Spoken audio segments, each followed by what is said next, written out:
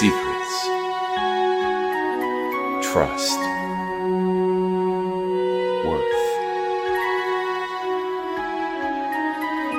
The bond between souls intertwined within otherworldly intrigue. Michaela Jade brings forth the Elite Warrior series, a collection of dark fantasy romance novels set in a twisted world where power lusts in the hearts of men and devotion seduces the souls of women.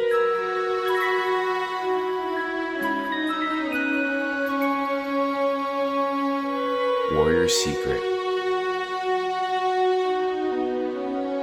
Warrior's Trust, and Warrior's Worth. Available now at authormichaelajade.com.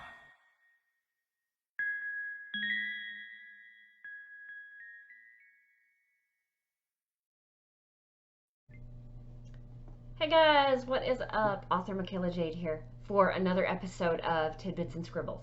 Now, hopefully you've caught me on the new night of Monday nights instead of Friday nights, as Tidbits and Scribbles will now be on Mondays. That way, throughout the week, when you find me on more motivational mornings, you can chime in with, hey, saw the video on Monday, I've started on my project, this is how far I've gotten, and we'll all keep each other in check as far as that goes. If you want to follow along, it can be a way to help yourself keep on track, okay? Because every Tidbits and Scribbles, I will give you some homework. You can chime in on motivational mornings with, hey, I got this done, or hey, I'm struggling with this. Can you explain it some more? No problem. With that being said, I want to say I'm a proud member of the Rising Tide Broadcast Network. Y'all, I can't tell you how exciting it is to be a part of this network of people who are creative and are helping other creatives get to the level they want to be at. Now, with that, I can't help you become Stephen King, because I'm not Stephen King. I can't help you become Christine Feehand. However, I can help you get to the level that I'm at, because the level I'm at is not stagnant. I'm still climbing, and I'm still reaching back helping people. Because when I started out, I didn't know where to go. I didn't know who to talk to. I didn't know any of it. So my way of giving back is reaching back and helping the next person in line. If you pass me up, great. I will be your biggest cheerleader. If you're at my level and you find a secret and you want to share it with me, share it with the world, go for it. I don't care. I'm not in competition with you. The only person I compete with is me. And each day, I get better. Now, do I have bad days? Sure I do. Everybody does. But most of the time, I'm doing better than I did yesterday. Because I don't know how many years ago it was, but a few years ago, my husband and I sat down and we said, listen, we need to lose weight, we need to save money, we need to do all these things. And we just, like, every time you try to do it, it lasts a couple months and then it stops. And then you like lose weight, you jump off the bandwagon and you're gonna have cake. And well, since I had cake yesterday, I'm gonna have cake tomorrow. Okay.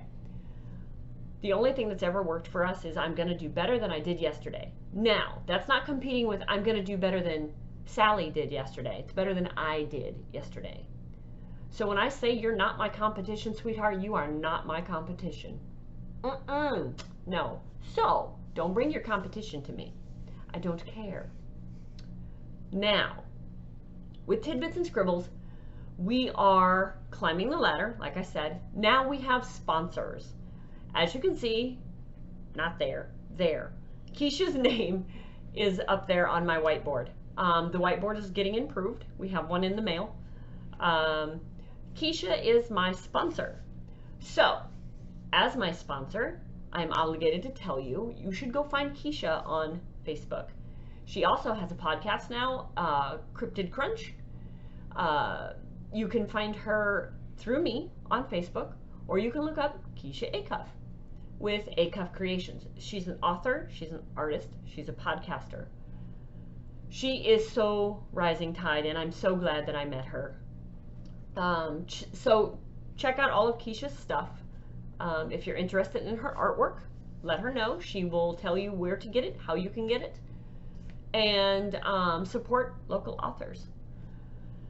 Next week, we will have a brand new sponsor. I'm excited to say I've been talking to a few people. If you'd like to be a sponsor, contact me through Facebook. Facebook Messenger is probably the easiest way to get a hold of me. So contact me, let's talk. Fees are hugely reasonable, I promise, because we're all creatives, we all struggle. I get it. I'm no Stephen King, so I get it. But let me know if you'd like to be a sponsor, we'll talk. Okay, so tonight's video for Tidbits and Scribbles is how to write strong male characters, okay? So, with that, I have to tell you, if you're listening to this at work or in front of children, put your earbuds in or watch this at a later time. Because the language I'm about to use in some of these books is not safe for kids or work or anywhere that you don't want people to hear the language. Okay, so here we go. All right, so the first book up is Smolder on a Slow Burn by Linda J. Cox. Okay? If you know anything about me, you know Linda is my critique partner. She and I talk writing all the time. We talk improving on our writing all the time. So, on Smolder on a Slow Burn is the story of AJ and Allison. Okay? From the jump, this dude demands things of her, and she just does it. Now, it's not out of character. You don't read it and think to yourself, I wouldn't do that. It's the byplay. It's the, he says it, she does it, and you don't even realize, wait, he just told her what to do, and she just did it. It's not that, it's not demanding, it's not over the top, it's not egotistical male, it just fits. And if you read a book that just fits, you understand. So I will read part of this to you and you will understand better what I'm talking about. But from the jump, he demands. Throughout the book, you'll see he gives a detached expression. Throughout it, you don't get, AJ doesn't tell you, I'm a strong, stoic male, I'm a leader, blah, blah, blah. No, you learn that from his memories, from his mannerisms, from the people around him, but you don't have an info dump of AJ telling you who he is. Okay? So, let me read this short front part to you, and maybe you'll understand better what I'm talking about with him. So, here we are. Allison Webster ran out of the train station cursing herself. How had she managed to miss the porter's call for everyone to board? She had to catch that train. She couldn't risk staying any longer in Omaha. Someone had followed her to the boarding house last night, and even though reason told her she was being foolish, she was certain she recognized the man as Nathan Garrison from Colton County, Georgia. Wait, Allison ran as fast as her heeled boots would allow. Her small carpet bag banged against her leg as she chased after the train. Please wait. She caught up to the caboose, but the train was increasing in speed. Black smoke belched from the behemoth's massive diamond stack. A man poked his head out of the box car just in front of the last car. Even running for all she was worth, she noticed his smirk. So she's in peril, or peril as she sees it, and he's smirking. Nice guy. Toss that bag up here and give me your hand, he shouted, holding out his hand to her. Okay, so toss that bag up here and give me your hand, he shouted, holding his hand out to her. See, this is why I don't narrate books. Okay. Without thinking of the possible consequences, Allison tossed her little bag into the car and grabbed the offered hand. He caught her wrist and with one pull lifted her into the air and swung her into the livestock car. Whew! So with one hand, he just picks her up and just whoop in the car. Whew. So you can imagine she's, okay, I just ran for this train, I caught the train, okay, I'm safe, okay? Momentum carried her forward and she fell to her knees in the straw, presumably the bedding for the two cross-tied horses. At least it was clean, she comforted herself, and she hadn't landed in anything distasteful. She knelt for a few moments to catch her breath and gathered her scattered thoughts. So she's, okay, I just got on the train. This guy helps me on the train. She doesn't even know who he is, okay? Even though she couldn't see his expression, Allison had the most uncomfortable feeling she was being looked over, sized up, and found to be lacking. A reaction she experienced all too often, but usually only in the presence of Alice, her fraternal twin sister. Self-conscious, she ran her hands down the front of her skirt, brushing the stuff off her skirt, right? "Thank you," she managed. He dipped his head. "First time we stop to take on water and wood, you can go up to the passenger cars." He's already kicking her out. What a cad. But again, he's an alpha male. He doesn't care. He's confident enough in himself that he doesn't need her. He doesn't need anybody. Okay, so the train jerked as it picked up even more speed, and Allison stumbled forward, falling into him, the length of her upper body pressing against the wall of his chest. She grabbed his upper arms to steady herself, and it was like grabbing hold of two solid posts of sturdy Georgian pine. She risked a look up into his face. So she already knows that looking up at his face is a risk. Why is it a risk? Well, because her reaction to him is what makes him an alpha male. She wouldn't do that if she felt he was a beta male, as in maybe he's a young boy or he's slight in stature. Her reaction to him is what makes part of his persona. So when you're writing, don't lose that. Don't think that you have to explain, he's a great big guy, he's got a baritone voice, he's, built like a linebacker. You don't have to describe him that way, and she doesn't, or he doesn't have to think that about himself. It can be from other people's reactions in the book. Okay? So, here we are, she's in the train car with him, right? She's gotten there, she's relieved to be there, and he's telling her, first time that we take on wood and water, you can go up to the passenger car. So, train ride keeps going, and you'll notice every time they have a reaction, he has one line that he says. She might ask him, where are you from? What brings you out this way? Why are you on the train? And he's going to answer her with, that's not your business, or I'm going west. Obviously, you're going west. That's the way the train is going. AJ never divulges anything to her, and she's intrigued by that. Some of the notes I wrote down for that one is a muscle clenched in his jaw while something icy filled the depths of his eyes. That's her reaction to him. That's her seeing him. That's not the author explaining what AJ is or what he can be. That's Allison's reaction to him. Her reaction gives him character. Okay? So I have a note here that says page 9 at the top. So we're only on page 9, and she's already got a very strong reaction to him. And she says, as we are the only two people in this car, I thought perhaps we might shorten the journey with she was going to say conversation. And he pipes up with, you thought wrong.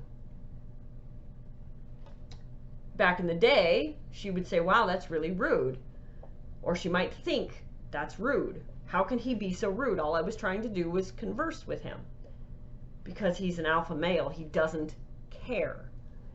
He's not pandering to her feelings. He is going about his business.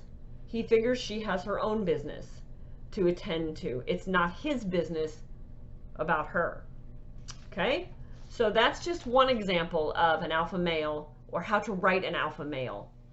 Short sentences, to the point. Use more body language than words, because that's what men do. If he's standing against a wall with his arms crossed, that tells you, I'm not going to approach, right? He might, if he's a little more open, he might have his hands down to his side. For a Western, You might see the guy put his thumb through his belt loop and just relax against the fence post. That would tell you he's relaxed. You can come in and speak. Body language is a huge deal when it comes to alpha males, because alpha males, I can't get over this. Alpha males don't speak a lot. There's not a lot of dialogue. So if the dialogue's heavy, the author is probably trying to convey something they can't figure out how to do with body language or the sub-character's reactions to them. So use your character, your other character's reactions and actions towards them. If they walk into a room and people, gone, that tells me there's something about this guy you don't want to be around. If this guy walks into a room and everybody's like, oh, hey, George, what's up? How's it going? You know that guy is probably a friendly guy. He's probably a beta. He probably, there's things you can draw from those conclusions, right? It's a vastly different scene of someone walks in the door and they say, oh, hi, how you doing? Or someone walks in the door and everybody turns away. Everybody looks busy. Those are different reactions. Those are different people that just walked in that door. Okay, so my next one, I just got permission tonight to feature this book, okay? This is an ARC copy of Broken Scars by J.M. Walker. Let me get my hands out of the way. This girl can write a dominant male character. This girl can write it. So if you have the chance to get J.M. Walker's books, honey, Broken Scars is the book you want. If you notice, it says ARC. It's advanced reader copy. So I got this sucker before it even went on sale. I think it was like 2 days before it went on sale, I got this. Lucas and Lily, their story will rip your heart out and put it back together. J.M. Walker wrote this book so well because it touches on substance abuse and the lives of the people that live with it. Because if you know anything about abuse or addiction, it doesn't go away. It's something that you just deal with. It's something that is a lifelong struggle for some. But this book is written really well, okay? So, really respectful, you could say, to those addictions. Now, page 8. I have a note about page 8. I will jump in here real quick. I want to read this to you because this is how you write a strong male character, okay? I have page 8. He's avoiding one woman and giving short answers, okay? So there's that short answer thing again. Guys don't talk. They don't elaborate. They don't say, well, I don't like you because, or your presence irritates me because. They don't tell you that. They just act irritated, okay? So, let me find exactly where it is that I wanted to read to you on page 8 here. Give me just a second, guys. I know this is like dead air, but it's such a good spot here. I should have highlighted it. So he's brewing coffee, and I believe it's Lucas talking, okay?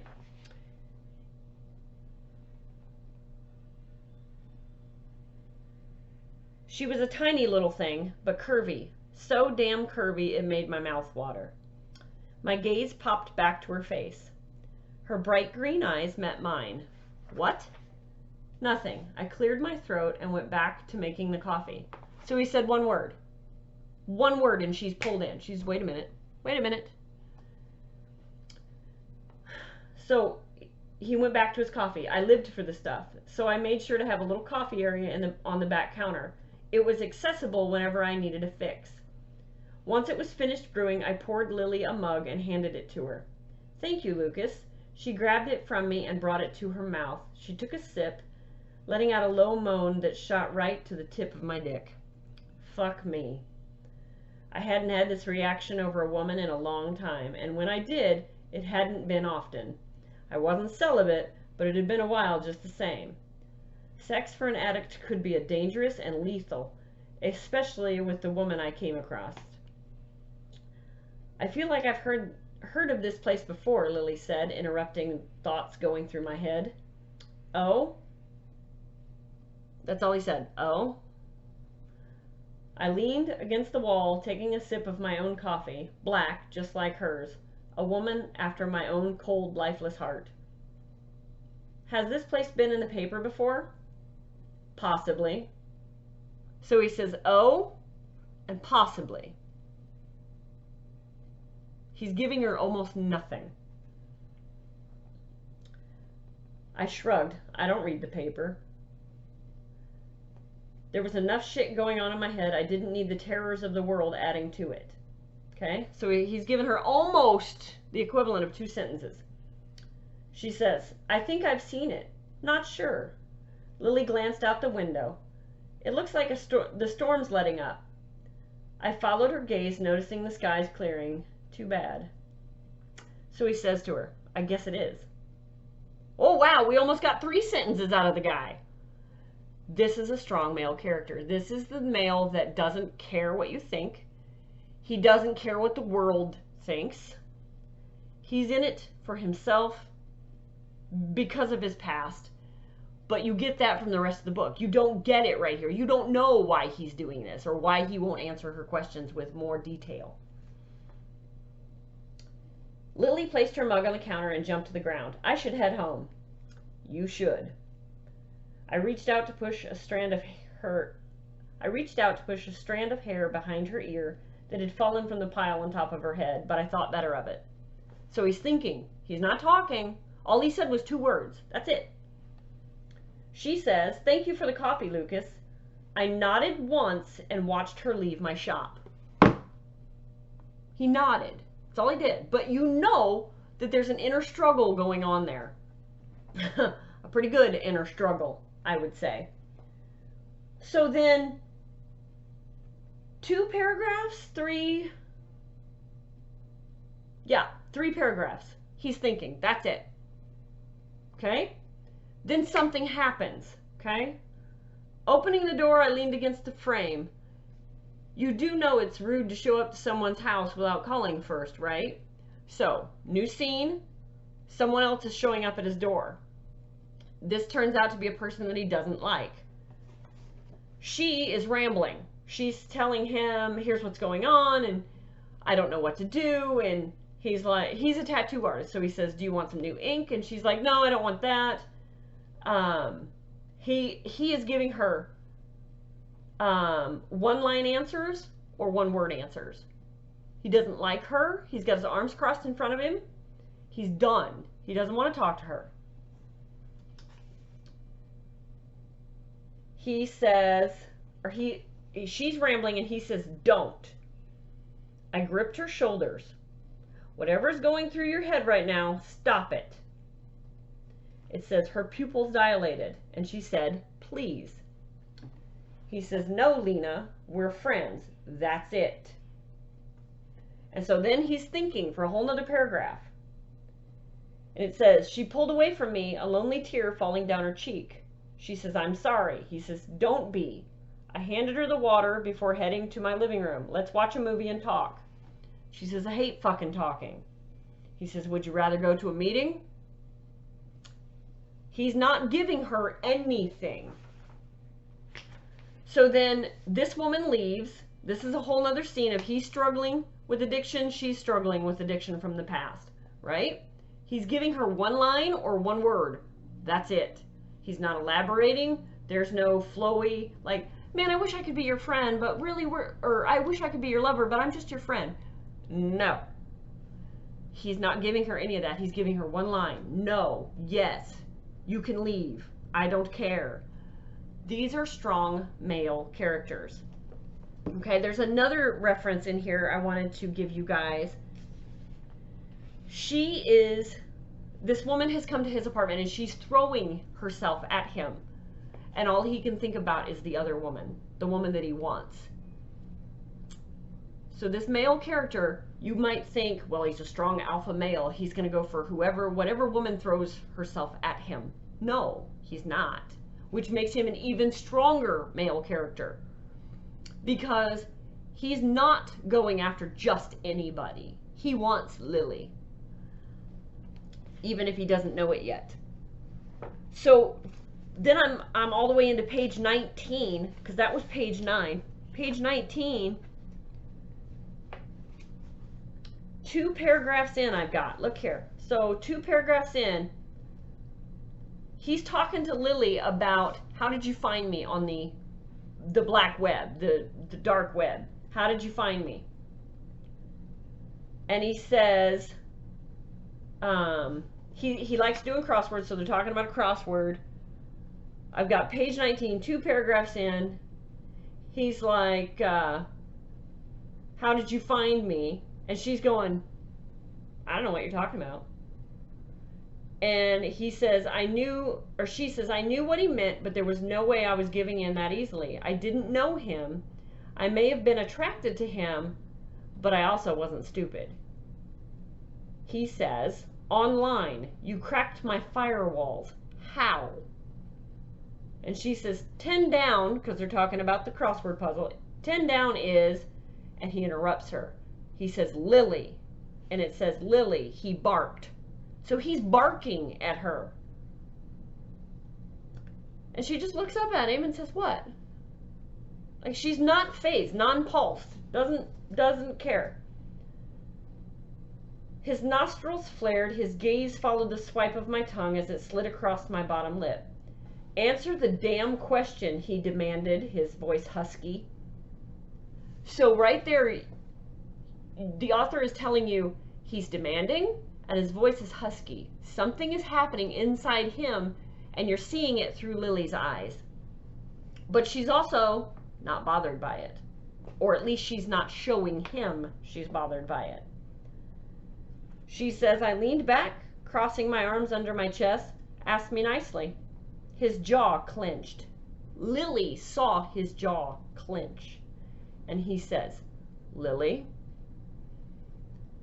She says, ask me nicely, Lucas. Fuck. He inhaled a sharp breath. How did you crack my firewalls? That's not asking me nicely, but I really have no idea what you're talking about. I don't even know what firewalls are. Although the words leaving my mouth were all a lie, I didn't move my gaze from his. So she might be getting that vibe that dude might be a dangerous dude. Maybe I shouldn't take my eyes off of him. He chuckled, rubbing the back of his neck. So he's releasing that tension. He's chuckling now, okay? You're good, lily pad. You're really good. What? I batted my eyelashes innocently. I really have no idea what you're talking about. Right. He went back to work on the crossword puzzle. What are you doing here? He asked a moment later. I came to say hi. I headed back to the door. It was nice seeing you, Lucas. I didn't wait for him to respond and left the shop. I really had no idea what in the hell I was doing, but either way, I really had no idea what in the hell I was doing, but either way, and maybe I was dumb for it, but it was exciting. I enjoyed flirting with him and keeping him on his toes. I had been with countless men only to get hurt in the process. I refused to throw myself at them anymore, so instead, I would make Lucas come crawling to me. Now, that's part of his character. She sees that he's not your typical guy, not the typical guy she's used to, and she's thinking to herself, I'm going to make him come crawling. So she knows it's not going to be easy. He's an alpha male. He's not going to just bow down and kiss your butt. You got to give him a reason. So I have another note for this one that is page 25 into 26. And here's the thing, folks. This happens throughout this whole book. And just like Smolder on the Slow Burn with Linda J. Cox, it happens throughout the whole book. This is just the beginning. This is just little teasers. So if you need to, get these books and reference them. I promise, once you read these and you realize that these are alpha males that you're dealing with, read it for fun the first time. because I promise it's fun. Second time, read it with a notepad handy. Because you're not going to plagiarize, but you're going to take characteristics from each of these guys, write them down, and then realize what your character was that you were trying to write or trying to come up with. What traits do they need, maybe? Throw a trait in there that if you want your character to be stoic, they can't be talkative. If you want your character to be a leader, they can't ask questions of the person next to them, and always ask their sidekick, what do you think? Or do you think this is a good idea? Or should we? Or maybe we should. They don't do that. They're decisive. They've got it. They know the answer to the question. They don't have to ask it. Okay, so 25 into 26. This is Lily talking. She says, semantics. She shrugs. You touched me first. You pushed your hard body up against mine, Lucas, she reminded him. That was a mistake. I turned away from her and adjusted myself. Right, Lily laughed. I'll see you later, Lucas. The sound of the door chiming brought my attention around. Who the hell was she, and why the fuck did I just let her leave? Right there, he's chastising himself. Why the fuck did I let her leave? Strong alpha male. He's doing stuff that is out of character for what he thinks is out of character for himself, and all because of her. How does an alpha male get brought to his knees? By a woman. Don't know. Chemistry? Maybe. Fate? Maybe. But it's out of character for him, and the only reason he's doing it is her. That's how you write a strong male character. If you need to keep a reference next to your writing, whether you're writing in a notebook, on your computer, whatever, keep a note handy that says, okay, my character has these traits. And for right now, let's go with stoic, leader, he's brave, and he's capable, okay? So if you're writing a modern romance and the guy's truck tire blows apart, right? So he's broke down on the side of the road. He's not going to call a tow truck. Or at least not at first. He's going to get out, he's going to change that tire, and he's going to drive home. Now, if it's his girl that she calls and says, hey, I've got a flat tire, I'm just going to call a tow truck, but I'm going to be late getting home. He's going to say, no, you're not. I'm coming. I will help you. I'll change the tire on your car, and we'll get you home. Now, a beta male might say, oh, it's raining outside. Yeah, why don't you call a tow truck? That'd be great. Now, a strong male's not going to do that just because he can't let his pride, his pride would get in the way of that. A beta male would be perfectly content with a female saying, hey, I'm going to call a tow truck, or I'm going to call a repair shop, get this repaired, then I'll be home. The beta male would be at home cooking. Now, that's not gender stereotyping, it's just the different characters. If the woman is married to another woman, might be the same thing. The woman at home might not be good with repairing a vehicle. So in your story, you can't make it like you have a woman who knows nothing about vehicles repairing a vehicle. You can't have a strong male character tucking his tail between his legs and saying, okay, honey, I'll kiss your butt. It's fine. It doesn't fit. That's all that is. It's not gender stereotyping. It's not saying that's not the way to write a male. It's not the way to write a strong male. You can have beta males. This is not those. All right? So, for reference, let's go back one more time. So, Broken Scars by J.M. Walker is a good one. Smolder on a Slow Burn by Linda J. Cox was the other one that I referenced. With this one, you get this one. This is the same two people. First, second. Okay? You will see all through here that AJ is a strong male character. Some of Linda's other books have AJ in them, and throughout it, AJ stays that strong male character. Linda does a very good job of keeping a character traits their own. I've seen books where book 1, it's a strong male character. Book 2, he's kind of weak. He's not what I expected because the way he acted in the first book. So if you're going to write a series, keep that in mind. Maybe make a character sheet. Keep it with your series. Every character should act a certain way. I have a character in the Elite Warriors that he's not an alpha male. He's a beta male. But because he's an elite, he's different. So, can you be an elite and be a beta? Stay tuned and find out. I'll keep this video short like this. If you have questions about strong males, beta males, anything, put them in the notes. This video has been probably one of my longest, but I wanted to really cover what I mean when I say strong male character. Like I said, you can reference those books. I'll put them in the notes. And if you have questions, put them in the comments. We will get to them, I promise.